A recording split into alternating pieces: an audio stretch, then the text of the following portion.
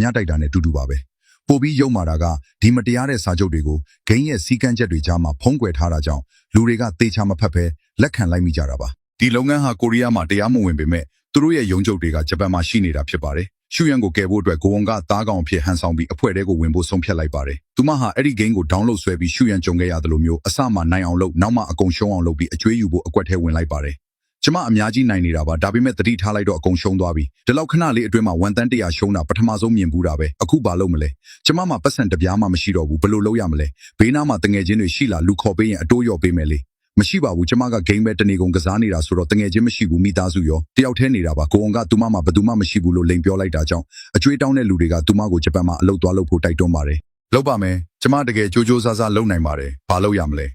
ကိုဝန်ကဟန်ဆောင်ပြီးသဘောတူလိုက်တာကြောင့်ဂျပန်သွားဖို့အခွင့်အရေးရသွားပါတယ်တခြားအဖွဲ့သားတွေကလည်းကိုအွန်ရဲ့ဖုံးတီနေရာကိုကြည့်ပြီးဂျပန်အထိခိုးလိုက်သွားကြပါတယ်ဒါပေမဲ့ကိုအွန်အခန်းထဲဝင်ပြီးတကားပိတ်လိုက်တာနဲ့သူမရဲ့ electronic ပစ္စည်းတွေအားလုံးလိုင်းပြတ်သွားပြီးအဖွဲ့နဲ့အဆက်အသွယ်ပြတ်သွားပါတယ်ဒီလောက်အထိကျွမ်းကျင်တဲ့လုံခြုံရေးစနစ်ကြောင့်ဂင်ဒိုဂီစိုးရိမ်သွားပြီးရန်သူစခန်းထဲကိုဇွတ်ဝင်သွားပါတယ်အဝင်ဝါကလူမိုက်တွေကဂင်ဒိုဂီကိုအလုတ်လာလျှောက်တာထင်ပြီးမောင်းထုတ်ဖို့ကြိုးစားပေမဲ့ဂင်ဒိုဂီရဲ့ကန်ချက်ကြောင့်လွင့်ထွက်သွားပါတယ်ဂင်ဒိုဂီလားသူတို့ကကျမရဲ့ပစ္စည်းတွေကိုအတင်းလူယူဖို့လုပ်နေကြတာအဆင်ပြေရဲ့လားရပါတယ်ဘာမှမဖြစ်ဘူးနေရမှာမိန်းကလေးတွေရဲ့ဓာတ်ပုံတွေအများကြီးကတ်ထားတာကိုမြင်တော့ဒီလူတွေဟာမိန်းကလေးတွေအများကြီးကိုခိုးပေးခဲ့တာဖြစ်မှန်သိလိုက်ပါတယ်ဂင်ဒိုဂီဟာလူမိုက်တယောက်ကိုခေါ်ပြီးရှူယန်ဘယ်မှာလဲဆိုတာကိုအတင်းမေးပါတယ်မင်းသိနေတာပဲမဟုတ်လားမသိဘူးငါအဲ့ဒီမိန်းကလေးကိုမသိဘူးနာမည်တွေအကုန်ဖြတ်ပစ်ပြီးပြီကားကအမြဲတမ်းလာနေကြ